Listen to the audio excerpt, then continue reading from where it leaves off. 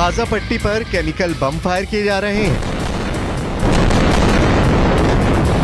क्या गाजा पट्टी पर इजराइल ने फास्फोरस बम फोड़ दिया है? रिहायशी इलाकों के ऊपर ये चिंगारी और फिर सफेद धुआं धीरे धीरे इस इलाके पर चढ़ने लगा। तबाही बहुत ज्यादा हो रही है। गाजा में 1000 से ज्यादा लोग मारे जा चुके हैं। मलबे से लगातार लाशें निकाली जा रही हैं। युद्ध की सबसे खतरनाक तस्वीर देखिए, क्योंकि अब युद्ध और तेज होगा।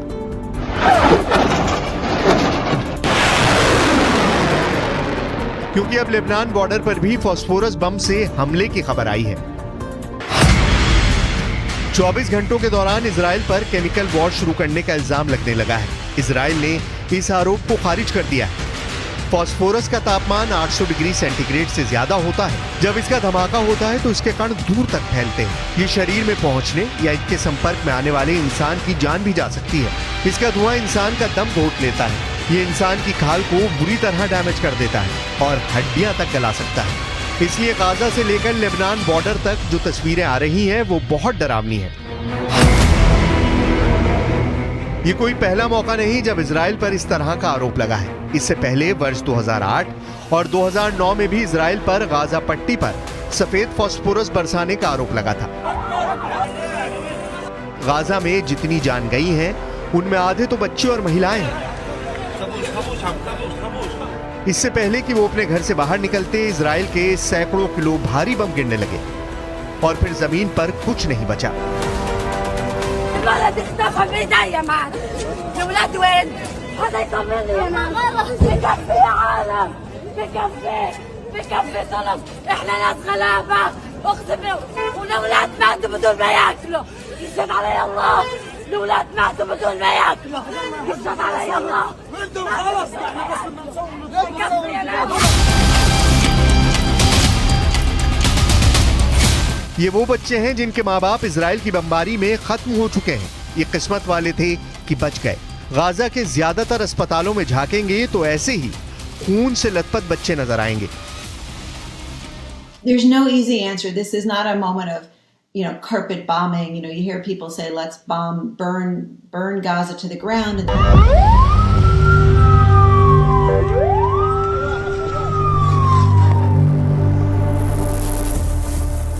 गाजा के इस एम्बुलेंस ड्राइवर को देखिए। इस शख्स ने अपनी एम्बुलेंस से बहुत से लोगों को अस्पताल पहुंचाया, लेकिन ज्यादातर की जान जा चुकी थी। लाशों को ढोते ढोते ये बुरी तरह थक चुका है।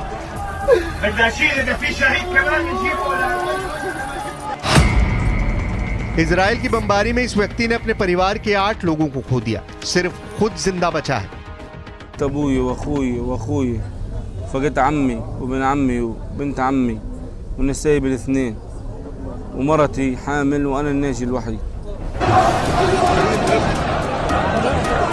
गाजा की तकलीफ देखकर पूरा पश्चिम एशिया गुस्से से उबल रहा है। ये जॉर्डन की राजधानी अम्मान है। गाजा से आ रही तस्वीरों को देखकर यहाँ लाखों लोगों ने इजराइल के खिलाफ प्रदर्शन किया।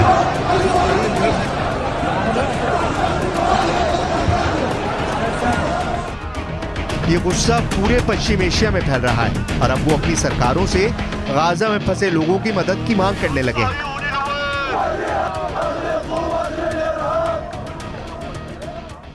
أن الإجرام الصهيوني الذي يرتكب الآن من قبل إسرائيل في غزة يعكس همجية الكيان الصهيوني الذي يجري الآن كما يسمونه بمثابة سياسة الأرض المحروقة.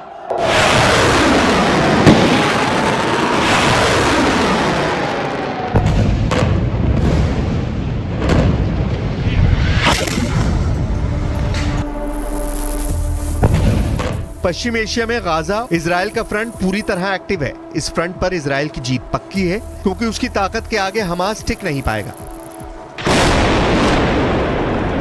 आखिर टैंक और तोपों के खिलाफ राइफल के साथ लड़ने वाला हमास कब तक बचेगा? इसी बात ने इजराइल को जीत का भरोसा दिला दिया है, लेकिन हमास खामोश नहीं बैठा है।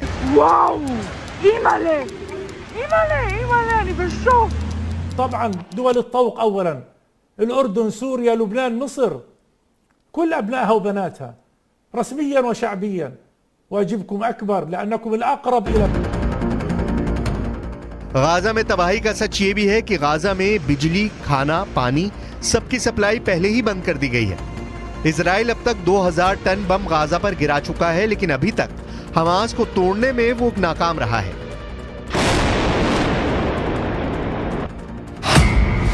इस बीच इजराइल को रोकने के लिए 2 नए फ्रंट खुल गए हैं। पहला फ्रंट है लेबनान और दूसरा फ्रंट है सीरिया। दोनों मोर्चों पर गोला बारूद दोनों तरफ से बरस चुका है।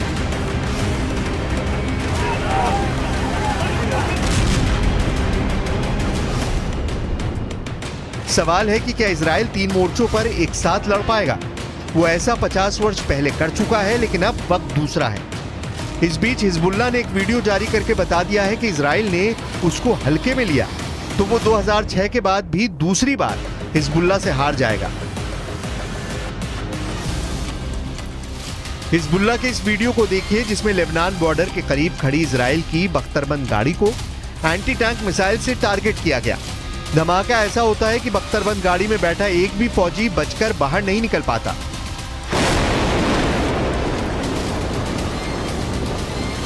Don't rule out the possibility there'll be an all-out war, although Hezbollah was counting on divisions in Israel, and I think they've seen what they were thinking about Israel in terms of divisions is no longer the case. So that may also temper their interest in all-out war. उत्तरी Israel की तरफ इस वक्त बहुत ज्यादा तनाव बना हुआ है। लेबनान की तरफ से हिजबुल्लाह और सीरिया की तरफ से भी अगर चढ़ाई होती है तो इजराइल पर दबाव बढ़ने लगेगा। यहाँ रॉकेट से हमले हो रहे हैं। हिजबुल्लाह के 5 लड़ाकों की मौत के बाद लेबनान में भी गुस्सा बहुत ज्यादा है। जबकि सीरिया की तरफ से हमला हुआ तो इजराइल के लिए गोलान की पहाड़ियों को बचाना मुश्किल हो जाएगा।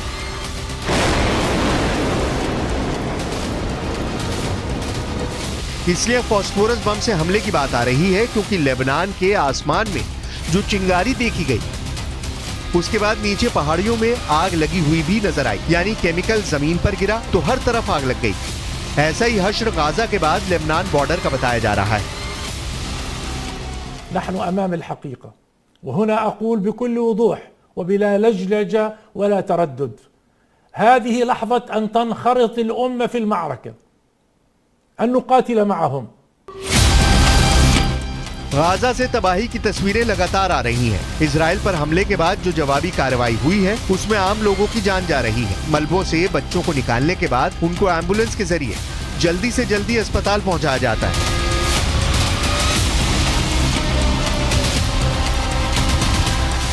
और जो नहीं निकल पाते उनका जनाजा निकलता है। उनमें भी बहुत किस्मत वाले होते हैं जिनके आखिरी सफर में भीड़ शामिल होती है। गाजा में बहुत सी जगह तो ऐसी हैं जहां पूरे के पूरे परिवार खत्म हो चुके हैं। उन पर रोने वाला भी कोई नहीं बचा। लेकिन ये बात तय है कि हमास की लीडरशिप अब भी कायम है। इजराइल की बमबारी उनको खरोंच तक नहीं पहुंचा पाई है।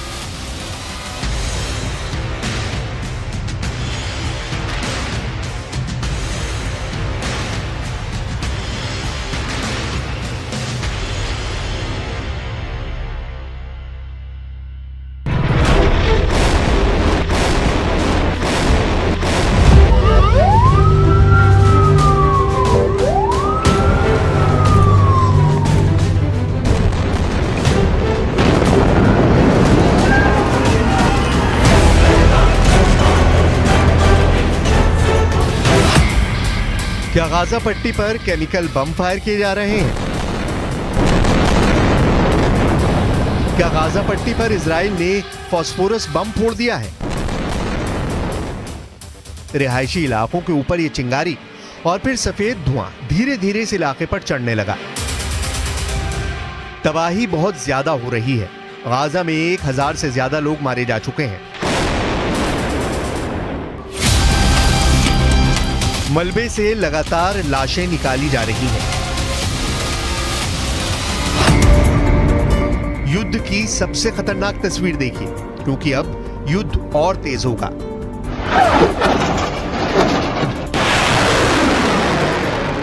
क्योंकि अब लेबनान बॉर्डर पर भी फास्फोरस बम से हमले की खबर आई है।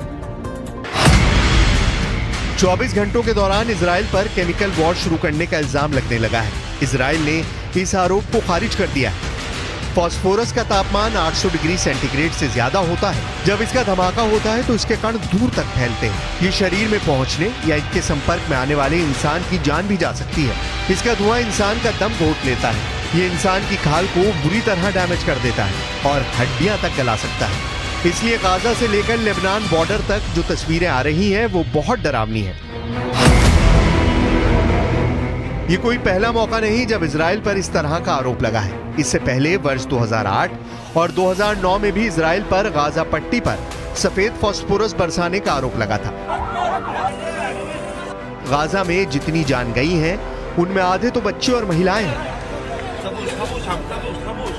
इससे पहले कि वो अपने घर से बाहर निकलते, इजराइल के सैकड़ों किलो भारी बम गिरने लगे और फिर जमीन पर कुछ नहीं बचा। الولد اختفى بايدي يا مان. الولاد وين؟ هذا يطمني يا مان. بكفي يا عالم. بكفي طلب. احنا ناس غلابة. اقسم والاولاد ماتوا بدون ما ياكلوا. يشهد علي الله. الاولاد ماتوا بدون ما ياكلوا. يشهد علي الله. بكفي يا ناس. ये वो बच्चे हैं जिनके माँ बाप इजराइल की बमबारी में खत्म हो चुके हैं। ये किस्मत वाले थे कि बच गए। गाजा के ज्यादातर अस्पतालों में झांकेंगे तो ऐसे ही खून से लथपथ बच्चे नजर आएंगे। There's no easy answer. This is not a moment of, carpet bombing. You hear people say, let's burn Gaza to the ground.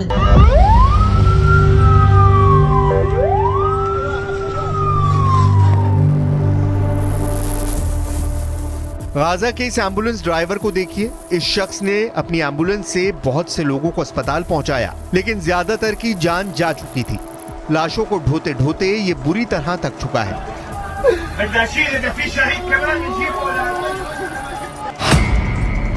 Israel की बमबारी में इस व्यक्ति ने अपने परिवार के 8 लोगों को खो दिया। सिर्फ खुद जिंदा बचा है। أبوي وأخوي وأخوي فقدت عمي وابن عمي وبنت عمي ونسايب الاثنين ومرتي حامل وأنا الناجي الوحيد. गाजा की तकलीफ देखकर पूरा पश्चिम एशिया गुस्से से उबल रहा है। ये जॉर्डन की राजधानी अम्मान है। गाजा से आ रही तस्वीरों को देखकर यहाँ लाखों लोगों ने इजराइल के खिलाफ प्रदर्शन किया।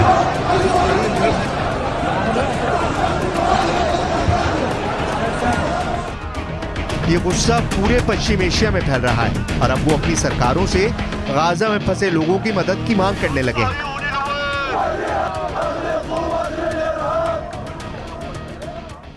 أن الإجرام الصهيوني الذي يرتكب الآن من قبل إسرائيل في غزة يعكس همجية الكيان الصهيوني الذي يجري الآن كما يسمونه بمثابة سياسة الأرض المحروقة.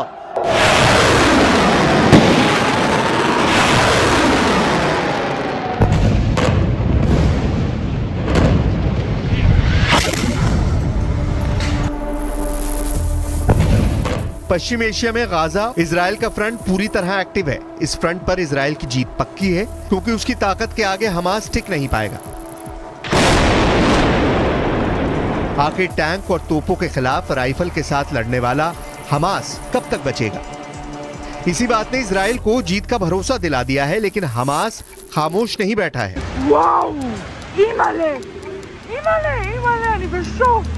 طبعا دول الطوق أولا الأردن سوريا لبنان مصر كل أبنائها وبناتها رسميا وشعبيا واجبكم أكبر لأنكم الأقرب إلى. गाजा में तबाही का सच ये भी है कि गाजा में बिजली, खाना, पानी सबकी सप्लाई पहले ही बंद कर दी गई है। इजराइल अब तक 2000 टन बम गाजा पर गिरा चुका है, लेकिन अभी तक हमास को तोड़ने में वो नाकाम रहा है।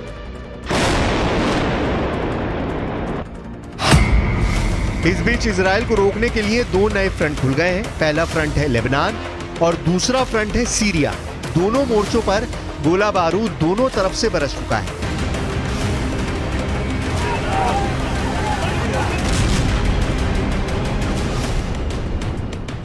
सवाल है कि क्या इजराइल 3 मोर्चों पर एक साथ लड़ पाएगा? वो ऐसा 50 वर्ष पहले कर चुका है, लेकिन अब वक्त दूसरा है। इस बीच हिजबुल्लाह ने एक वीडियो जारी करके बता दिया है कि इजराइल ने उसको हल्के में लिया तो वो 2006 के बाद भी दूसरी बार हिजबुल्लाह से हार जाएगा। हिजबुल्लाह के इस वीडियो को देखिए जिसमें लेबनान बॉर्डर के करीब खड़ी इजराइल की बख्तरबंद गाड़ी को एंटी टैंक मिसाइल से टारगेट किया गया। धमाका ऐसा होता है कि बख्तरबंद गाड़ी में बैठा एक भी फौजी बचकर बाहर नहीं निकल पाता।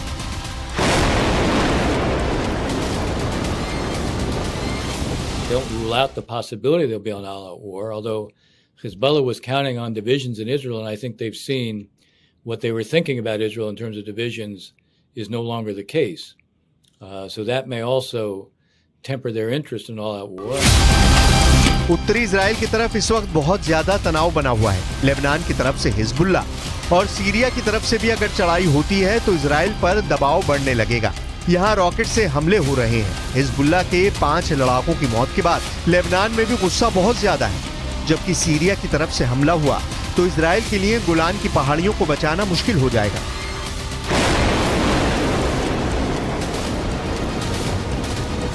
इसलिए फास्फोरस बम से हमले की बात आ रही है क्योंकि लेबनान के आसमान में जो चिंगारी देखी गई उसके बाद नीचे पहाड़ियों में आग लगी हुई भी नजर आई, यानी केमिकल जमीन पर गिरा तो हर तरफ आग लग गई।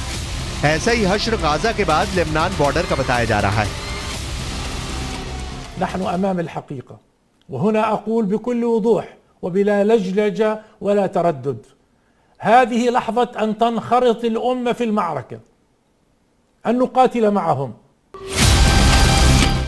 गाजा से तबाही की तस्वीरें लगातार आ रही हैं। इजराइल पर हमले के बाद जो जवाबी कार्रवाई हुई है उसमें आम लोगों की जान जा रही है। मलबों से बच्चों को निकालने के बाद उनको एम्बुलेंस के जरिए जल्दी से जल्दी अस्पताल पहुंचाया जाता है।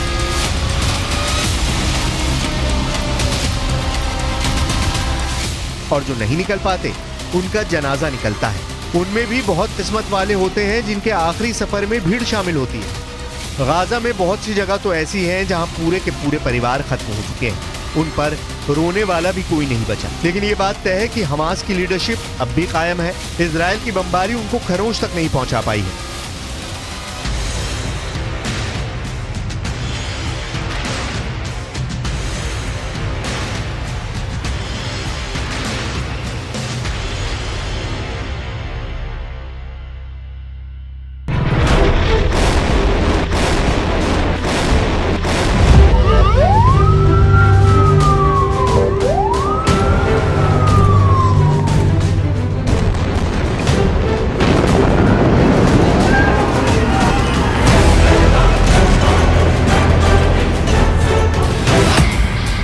क्या गाजा पट्टी पर केमिकल बम फायर किए जा रहे हैं? क्या गाजा पट्टी पर इजराइल ने फास्फोरस बम फोड़ दिया है? रिहायशी इलाकों के ऊपर ये चिंगारी और फिर सफेद धुआं धीरे धीरे इस इलाके पर चढ़ने लगा। तबाही बहुत ज्यादा हो रही है। गाजा में 1000 से ज्यादा लोग मारे जा चुके हैं।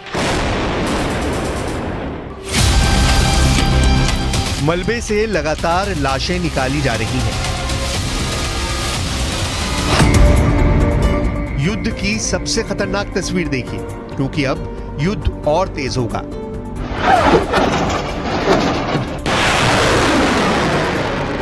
क्योंकि अब लेबनान बॉर्डर पर भी फास्फोरस बम से हमले की खबर आई है। 24 घंटों के दौरान इजराइल पर केमिकल वॉर शुरू करने का इल्जाम लगने लगा है। इजराइल ने इस आरोप को खारिज कर दिया है। फास्फोरस का तापमान 800 डिग्री सेंटीग्रेड से ज्यादा होता है। जब इसका धमाका होता है तो इसके कण दूर तक फैलते हैं। ये शरीर में पहुंचने या इसके संपर्क में आने वाले इंसान की जान भी जा सकती है। इसका धुआं इंसान का दम घोट लेता है। ये इंसान की खाल को बुरी तरह डैमेज कर देता है और हड्डियां तक गला सकता है। इसलिए गाजा से लेकर लेबनान बॉर्डर तक जो तस्वीरें आ रही हैं वो बहुत डरावनी है। ये कोई पहला मौका नहीं जब इजराइल पर इस तरह का आरोप लगा है। इससे पहले वर्ष 2008 और 2009 में भी इजराइल पर गाजा पट्टी पर सफेद फास्फोरस बरसाने का आरोप लगा था। गाजा में जितनी जान गई हैं, उनमें आधे तो बच्चे और महिलाएं हैं। इससे पहले कि वो अपने घर से बाहर निकलते इजराइल के सैकड़ों किलो भारी बम गिरने लगे और फिर जमीन पर कुछ नहीं बचा। الولد اختفى بايديا معنا. الولاد وين؟ هذا يطمني يا ماما. بكفي يا عالم، بكفي بكفي ظلم. احنا ناس غلابة اقسم والاولاد ماتوا بدون ما ياكلوا. يشهد علي الله الاولاد ماتوا بدون ما ياكلوا. يشهد علي الله. بكفي يا ناس. ये वो बच्चे हैं जिनके माँ बाप इजराइल की बमबारी में खत्म हो चुके हैं। ये किस्मत वाले थे कि बच गए। गाजा के ज्यादातर अस्पतालों में झांकेंगे तो ऐसे ही खून से लथपथ बच्चे नजर आएंगे। There's no easy answer. This is not a moment of, carpet bombing. You hear people say, let's burn Gaza to the ground.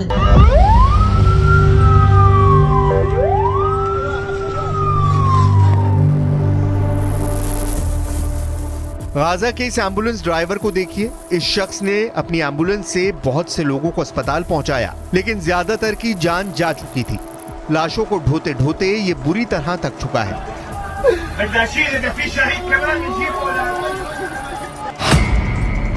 Israel की बमबारी में इस व्यक्ति ने अपने परिवार के 8 लोगों को खो दिया। सिर्फ खुद जिंदा बचा है। أبوي وأخوي وأخوي فقدت عمي وابن عمي وبنت عمي والنسايب الاثنين ومرتي حامل وأنا الناجي الوحيد. गाजा की तकलीफ देखकर पूरा पश्चिम एशिया गुस्से से उबल रहा है। ये जॉर्डन की राजधानी अम्मान है। गाजा से आ रही तस्वीरों को देखकर यहाँ लाखों लोगों ने इजराइल के खिलाफ प्रदर्शन किया।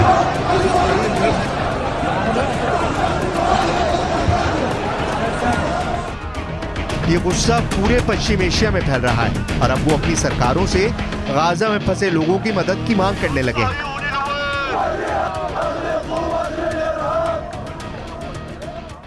أن الإجرام الصهيوني الذي يرتكب الآن